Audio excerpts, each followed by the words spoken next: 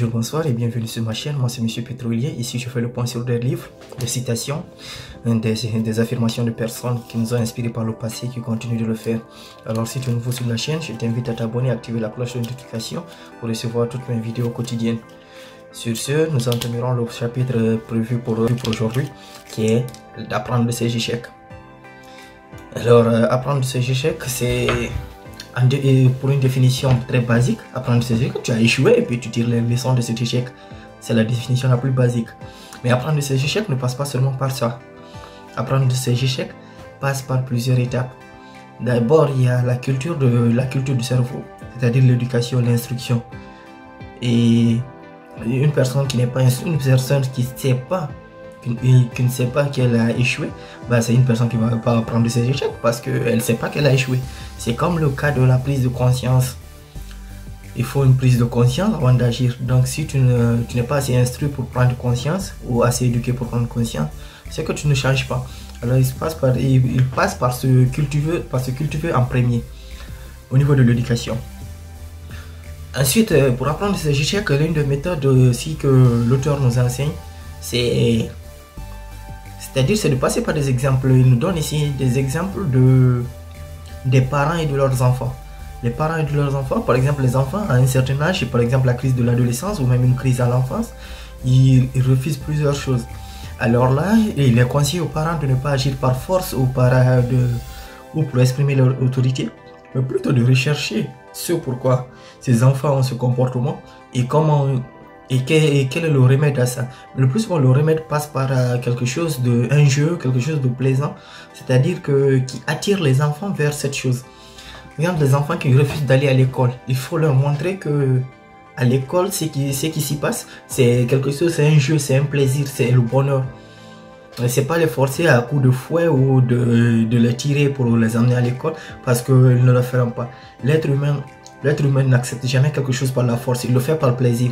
Tout ce qui se passe par la force, toutes les personnes qui ont dirigé par la force, qui ont régné par la force, ils ont eu affaire à une forte désobéissance. Donc l'être humain il n'est pas calibré pour faire quelque chose par la force. En plus, en parlant de force, tout ce que tu fais à l'être humain, tout ce que tu fais au cerveau humain par la force, ben il le change à une autre chose. Il ne s'adapte pas. C'est-à-dire tu vas le modifier, tu vas l'impliquer certaines valeurs, mais il va toujours les rejeter et ressortir d'un autre côté. C'est comme si tu essayais de compresser de l'eau est compressible. Donc si tu le presses par là, c'est qu'il va trouver une autre sortie. Alors c'est comme ça l'homme. Tu peux pas le maintenir par la force. Tu dois laisser des échappatoires comme on le fait avec l'eau. Tu dois laisser des échappatoires, là tu presses et puis tu peux canaliser vers où ton eau ira. C'est comme le cas d'un arbre. Un arbre, quand tu coupes les branches de l'arbre, cela n'empêche à rien que ce soit un arbre. Ce de quoi est fait le tronc, il reste le même. Il reste un tronc d'arbre, même si tu enlèves les branches, les racines et tout, ça reste un tronc d'arbre, donc ça reste toujours un arbre. C'est comme le fameux adage qui dit que quelle que soit la durée de vie d'un tronc d'arbre dans l'eau, il ne deviendra jamais crocodile. Alors c'est cet effet. Et sur un autre point, l'auteur attire notre attention sur la vie en entreprise.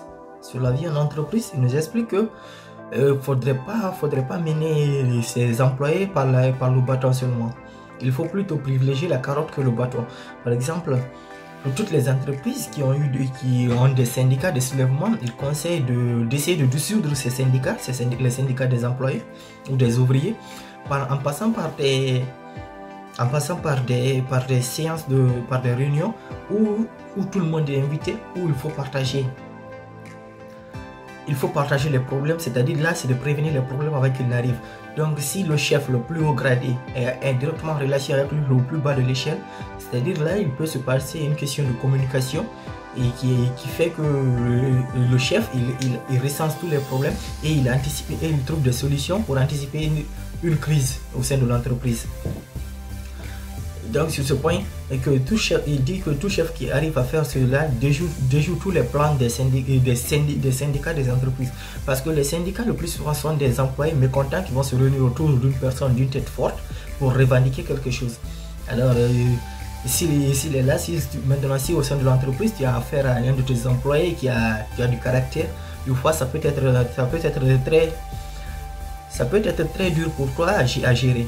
En plus, si tu ne le fais pas aussi, il y a des concurrents, ils misent sur ça, ils misent sur la discorde au sein de l'entreprise pour te piquer certains employés.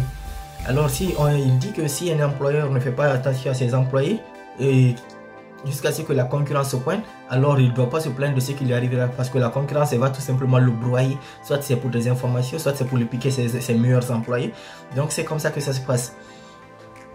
Non, il privilégie qu'au niveau des entreprises, qu'il y ait des espaces de détente, des espaces de jeu pour des personnes. C'est ce modèle que j'ai vu avec les Chinois, les Japonais, les Coréens. Ils privilégient maintenant la vie au boulot. Par exemple, les bureaux sont équipés de salles de sport, ils sont équipés de dortoirs, ils sont équipés de plein de trucs. Et cela amène l'ambiance au boulot. Par exemple, ça te donne envie d'être au boulot. Parce que quand tu es au boulot, tu as un moment de détente, tu as le temps pour partir te détendre 15 minutes et revenir bosser. Alors, si tu fais un peu de jeu, c'est-à-dire tu es dans le bonheur, tu seras plus productif.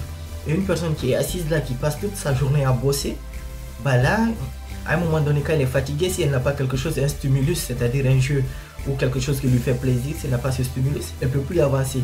Donc là, sa productivité, elle baisse. Et si la productivité baisse, forcément, ça a un impact sur le rendement de l'entreprise, sur sa cotation et tout.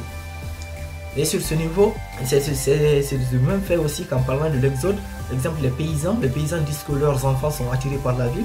C'est parce qu'ils n'ont pas su mettre quelque chose au niveau des villages qui puisse retenir ces enfants. S'ils pouvaient mettre des trucs à la maison ou dans le village qui pourraient retenir, qui créerait un plaisir sur ces enfants, alors les enfants, il n'y aurait pas de problème, ils resteraient toujours au village, la ville ne les attirerait pas. Non, c'est pour cela. Alors il faut dialoguer, il faut apprendre à dialoguer. Le dialogue, c'est la base de tout. Même avec tes enfants, s'il fait la sourde oreille ou qu'il ne veut pas entendre, il faut essayer de dialoguer, voir quel est le problème. Il ne faut pas toujours réprimander. Donc c'est pour cela il est toujours conseillé de privilégier la carotte qu'au bâton. Et l'auteur nous termine ce chapitre par une citation qui nous dit, par une affirmation plutôt, que vous êtes le résultat de ce que vous lisez, de ce que vous dites, de ce que vous pensez, des personnes que vous côtoyez. Cette règle est même définie dans tous les domaines du développement personnel ou dans tous les domaines de la vie, que nous sommes la somme des 5 personnes les plus proches de nous. Alors si tu as des personnes qui sont tes 5 plus proches personnes de ta vie, si ce sont des personnes fainéantes, forcément elles vont t'attirer vers la fainéantise. Si ce sont des personnes productives, forcément tu seras productif. Donc c'est de choisir son entourage. C'est pas dire de couper les ponts avec ses amis, mais plutôt de choisir de chercher encore de nouveaux amis qui vont te pousser vers le succès. Et forcément si tu fuis la médiocrité, tu vas te retrouver forcément dans le domaine de l'excellence. Donc c'est comme ça, c'est d'essayer de fuir tel endroit, mais tu ne dois pas le décapiter. Par exemple, des amis qui te rapportent rien, tu ne peux pas couper totalement les ponts avec eux, même si d'autres disent qu'il faut complètement supprimer ces amitiés. Mais forcément, tu avances vers des personnes qui te poussent, qui te propulsent vers le haut. Forcément, les personnes qui te tirent vers le bas, elles vont trouver que tu n'es plus de leur sphère. Donc soit elles vont te suivre dans ton ascension, soit elles vont te lâcher. Donc là, ça se fera automatiquement sans que tu n'aies rien d'autre à faire. Alors nous arrivons à la fin de ce chapitre. Le prochain chapitre porte sur la tolérance. Sur ce, je vous invite à marquer dans les commentaires le prochain document ou le prochain livre que vous voudrez que je vous fasse le résumé. Et sur ce, je vous souhaite une bonne journée ou une bonne soirée.